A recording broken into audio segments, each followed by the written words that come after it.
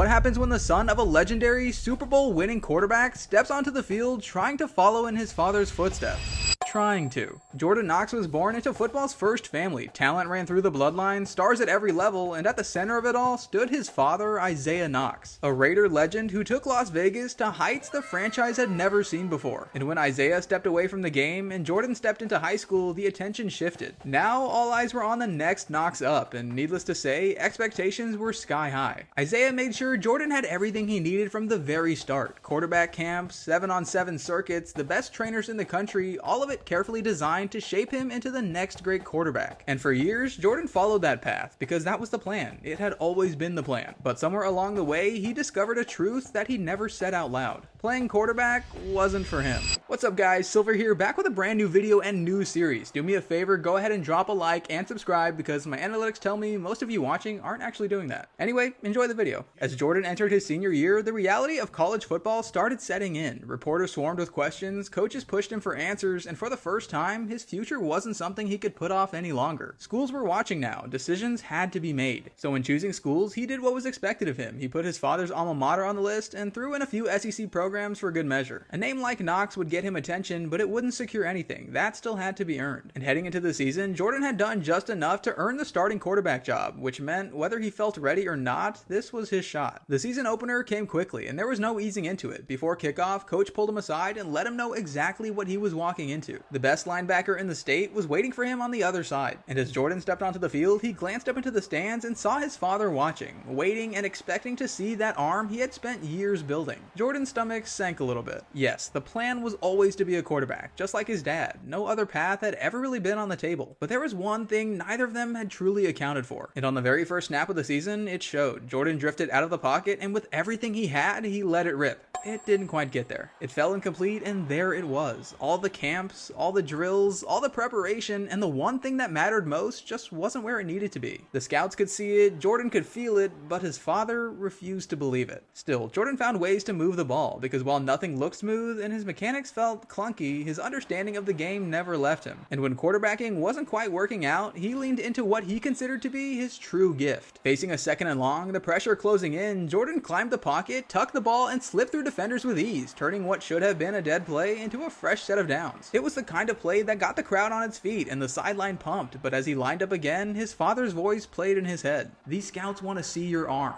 So this time he settled into the pocket and let one fly across the middle right into the hands of a defender. Jordan's senior debut was a mixed bag. It wasn't a disaster, but it wasn't convincing either. Most of his completions came underneath with quick and safe throws, and in his mind, every completion bought him another opportunity to run with it, and when he did, he raced right by that top linebacker coach had been talking up. I suppose you could call him a dual threat, but really, even that wasn't very fitting, because, well, his arm wasn't very threatening. Jordan kept trying to finish drives the way a quarterback is supposed to, trusting in his arm, waiting for it to pay off, but it never quite clicked. So on 3rd and goal, staring down a wide open receiver, he tucked it anyway and dove across the goal line himself. The drive was saved, but the problem was still there. The rest of the game followed that same rhythm, just enough good to stay afloat and enough doubt to keep the questions circulating. Up in the stands, Isaiah watched it all unfold, shaking his head every time his son skipped his second read and took off on his own. And when it was over and the win was secured, Jordan felt like he had done his job. But his father didn't see it that way. All that scrambling, yeah, it works here, but being a quarterback is more than that. These schools aren't taking a chance on you until you show them that you understand that. And as much as Jordan hated hearing it, he couldn't ignore it because his dad was right. His athleticism alone garnered attention from some smaller programs, but there was nothing solid. Meanwhile, his QB ranking had already started to slip, now sitting at 18th in the state, and the schools he actually wanted were silent. Still, there was time to course correct his senior season. He doubled down with more reps, more sessions with his dad, and even started letting some of his academics slip just to keep up with it all. Because if this was the path, he had to make it work. Then before the game, his phone buzzed. Coach wanted to see him, go over some film, game plan, and apparently he had some other kind of news. So Jordan made his way to the office expecting the usual. But when he got there, he learned the next defense they'd play knew exactly who he was, and they'd definitely be giving him loaded boxes. And as if that wasn't enough, there would be a scout in the stands. A scout from South Carolina, his father's school, evaluating his every move. A defense designed to expose him, and a chance to impress one program that mattered most. Jordan felt like blowing chunks right there on the sideline. The lights felt a little brighter tonight, and he could feel it in his chest, but there was no running from it now. It was time to lock in. He started the day doing exactly what he was supposed to do, taking easy completions underneath, fighting every instinct in his body that told him to bail out of the pocket. For a moment, it looked like maybe he was settling in. Until he wasn't. Jordan felt the pressure, drifted out of the pocket, and right as he tried to let it go, he got crushed. The ball hit the turf, and the defense was all over it. And just like that, his mistake turned into 7. From that point on, things started unraveling. On the next drive, he missed his tight end on what should have been an easy throw. Coach could see this wasn't working, but even when he tried to adjust and get Jordan on the move, the defense continued to expose him. On 3rd and long, Jordan tried to do what he always did, make something out of nothing with his legs, but this time there was nowhere to go. A spy crashed in and shut it down immediately. Things were really getting ugly. Jordan was stuck in his own head. He didn't want to run, and he didn't believe in his arm, which left him doing the worst thing possible.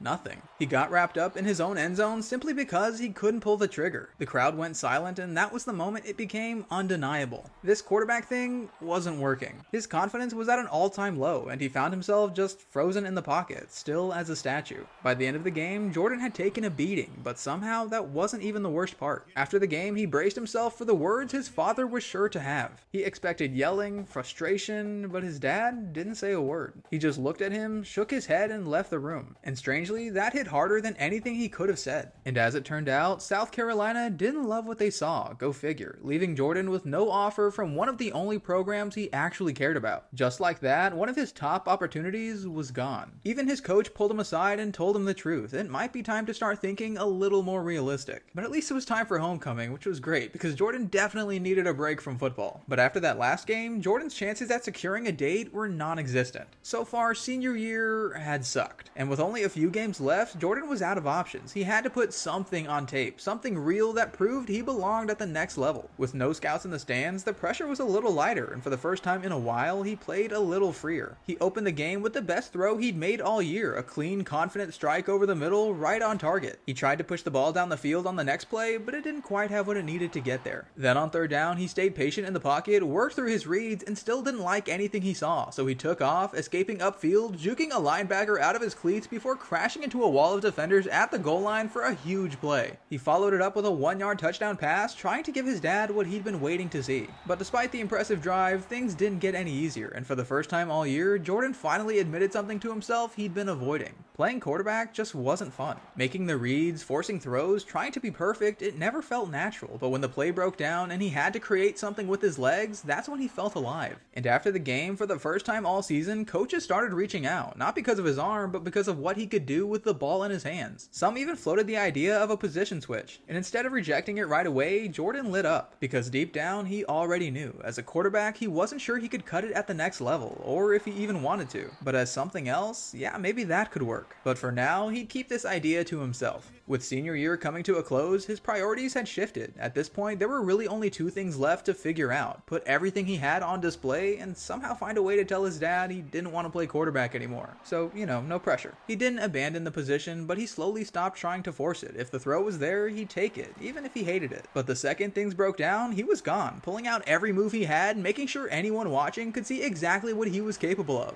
Late in the 4th quarter, with the game on the line, coach dialed up a deep shot, and coming out of the huddle, Jordan was already shaking his head. This play never works. But his receiver burned his man, and with no safety over the top, Jordan let it fly. And somehow, it was perfect. The ball dropped right into the receiver's hands, 50 yards downfield. Jordan just stood there for a second, almost in disbelief. Where had that been all year? But one good throw wasn't changing anything. After the game, more schools passed on him, and while rejection never felt good, it only confirmed what he was starting to believe. He was chasing the wrong thing. Then his dad came in beaming. "Son, that throw was incredible. We can definitely build on that." Jordan just smiled and nodded along. Now wasn't the time to break the news. And later that night, he noticed a voicemail on his phone. "Hey Jordan, it's Coach Jeff from Nevada.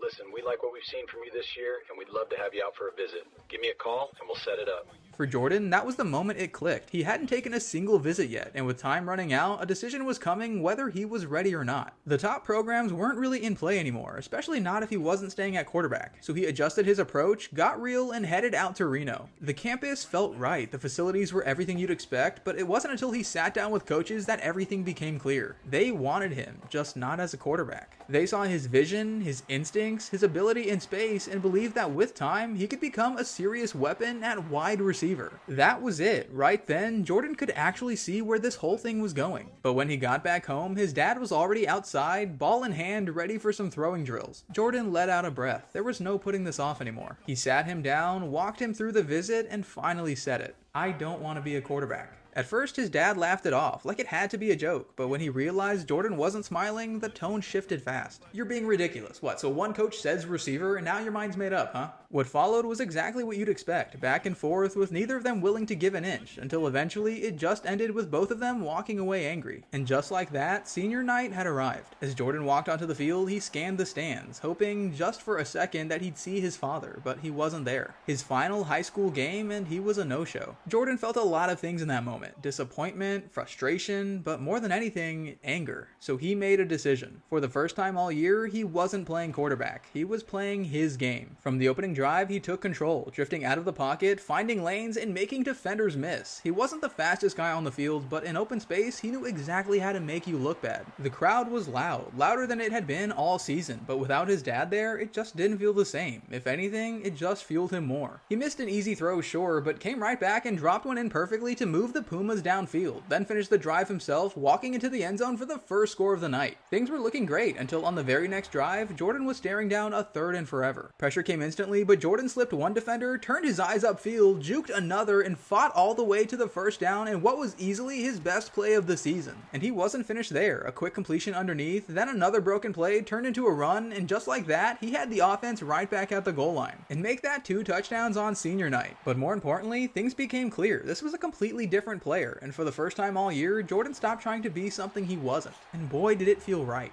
Despite the breakout, the game stayed close, and late in the fourth quarter, coach pulled him aside. For one last drive, I need a quarterback. Jordan nodded and went to work. He missed on first down, then came back on third and medium, finding his tight end and keeping the drive alive. But consistency was never his strength, and before long, he was back to doing what he did best, taking off and hurdling a defender for a huge gain. Then, one final time, the play broke down, Jordan escaped pressure, found a lane, and took it all the way in for the game winner. You couldn't have scripted a better ending. Jordan's performance made noise around the state, and suddenly, more programs were paying attention, not to a quarterback, but to what he could be. And with high school officially behind him, there was only one decision left to make. Hat selection was here, and with the gym packed, cameras everywhere, and the hats lined up in front of him, Jordan noticed one thing was missing. His dad. To Jordan, the message was loud and clear. Whatever this next chapter held, he'd have to face it alone. For a moment, doubt crept in. Wherever he went, he'd be starting over, competing against guys who had been playing the position their entire lives. But the longer he thought about it, the clearer it became. There was only one real choice. The school that didn't just see who he was, but who he could become. Jordan Knox reached forward and committed to the University of Nevada. When Jordan arrived in Reno, the coaches didn't waste any time setting expectations. Coming in as someone who has never lined up at receiver, it wasn't exactly shocking that he'd be starting his college career as a measly 59 overall. Yeah, there was a long way to go. Seeing it on paper hit differently though. Buried at the bottom of the depth chart, the reality of college football set in. He knew it was coming, but seeing his name all the way down there struck a nerve. There was no thinking about game time, not yet, so it was straight to the practice field. And I won't lie, early on, it was rough. His routes were shaky, separation was non-existent, and everything just felt a step too slow. All he wanted was one clean rep, so he leaned into the one thing he actually understood. Instead of running routes like a receiver, he started thinking like a quarterback, reading leverage, finding soft spots in coverage, and finally he got it. One clean catch. Nothing crazy, but it meant something, and it was a starting point. From there, he met with advisors, explored the campus a bit more, but honestly, all he wanted to do was get back on the field. And before long, he was suiting up for Nevada's first game of the season, but suiting up to sit on the bench. The Wolfpack never stood a chance against Penn State, and after the beatdown, it was back to the grind.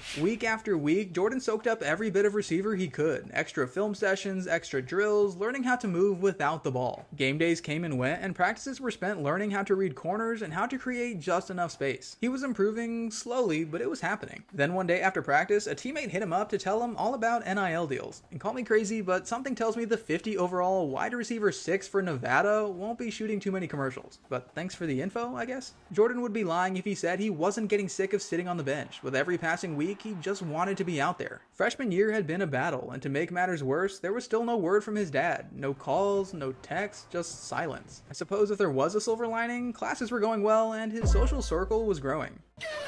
out. Jordan kept his head down, buried himself in the playbook, and by week 8, coaches were beginning to notice. With Nevada sitting at 2-5, he was finally getting something, a shot at wide receiver 5. It wasn't much, but it was something. For the first time, it felt like all those reps actually mattered. His hands looked more reliable, his routes a little sharper, and by the end of practice, coach was sliding Jordan up the depth chart. It still wasn't enough to see any real game action, but hey, it felt nice no longer being the lowest rung on the totem pole. Nevada kept struggling, and a few weeks later, another opportunity came. 2 position battles in 3 weeks, Jordan was elated. He must be doing something right. And again, he did just enough. At wide receiver 4, he could finally start thinking about getting on the field. Except, he still didn't. With the season winding down, the opportunities stopped just as quickly as they came. And with 3 games left, Jordan was staring straight at a redshirt year. So he settled in and got comfy on the bench, or at least he tried to. Heading into week 13, with Nevada limping toward the finish line, coach finally said, "What the hell? Jordan, here's your shot." He wasn't the quickest, he still didn't have great routes, and his hands weren't the best, but coach saw a motor that never quit. And heading into their matchup against Air Force, coach told him to ready himself. And just minutes into the game, his number was called. This was it. No more thinking about it, no more hiding behind the depth chart, his first time stepping onto the field, not as a quarterback, but as a receiver. His heart was pounding as he lined up. He took one look at the defense, took a deep breath, and got immediately locked up. Okay, that was a pretty pathetic first rep, and Jordan could feel the doubt creeping in. The thought that maybe, after all this time, he still just wasn't ready. But a few plays later, coach sent him back out. This time he tried to stretch the field, but the route wasn't there, the speed wasn't there, and the ball fell incomplete. 2 reps, 2 targets, and nothing to show for it. All he wanted was one play. One. With the quarter winding down, he reset, slowed everything down, and started seeing things the way he used to. The coverage, the space, the leverage, and off the snap, he knew exactly where he needed to be. He slipped into the soft spot, the ball hit his hands, and Jordan Knox had a first down. That one catch didn't change everything, but it changed something. For the rest of the game, coach kept mixing him in. It wasn't perfect. In fact, it was far from it. Leave it to Air Force to have a no-fly zone. But he fought through it, finished with a couple of grabs, and by the end of the night, his final stat line was 6 targets, 2 catches, and 38 yards. Not great, but not terrible. The following week, coach wasn't about to ease up. Going into a rivalry matchup against UNLV, Jordan was being challenged. Score 1 touchdown. With the mission spelled out for him, Jordan took the field, more excited than he'd been in who knows how long. And early on, he'd get his first chance. The corner had him strapped, but he planted his foot, came back to it, and picked up a solid gain. Nothing crazy, but he was starting to feel it. Later, with the game still tied at 0 and Nevada in rebel territory, Jordan hit a stutter step, using it to spot the zone coverage. He ripped up the seam, split the safeties, and the ball dropped right into his hands as he fell across the goal line for his first ever collegiate touchdown. The stadium shook, but to Jordan, everything slowed down. All his life, when he imagined this moment, he was throwing it, but this was so much sweeter. The crowd was loud, the sideline was alive, and for the first time, it actually felt like he belonged out there. But he wasn't done. As the game went on, things started clicking. The game slowed down, the routes came naturally, and snap by snap, his confidence began to grow. Then in the third quarter, tied at 14, he lined up again. The coverage was soft, 10 yards between him and the closest defender. At the snap, the safety crashed down on a blitz, and instantly, just like he'd done 100 times before, Jordan looked to the vacated zone. He secured the catch, made one defender miss, slipped another, then another, and suddenly there was nothing but open field in front of him. He was gone, straight into the end zone for his second touchdown of the day. The stadium erupted, but Jordan barely heard it, because in that moment, all he could think about was everything it took to get there. Making a decision, the doubt that followed, the struggles with his father, all of it. And now, Jordan Knox wasn't trying to prove he could play, he just did. And just like that, Nevada had their win, and Jordan finally had his moment. He walked into the locker room feeling like everything had finally clicked, and for the first time all season, he didn't feel like the extra body on the sideline, he felt like a player. So when coach pulled him aside, Jordan was ready for that moment of validation. But instead, coach looked at him and said, "Didn't get in the end zone, but hey, we'll take the win."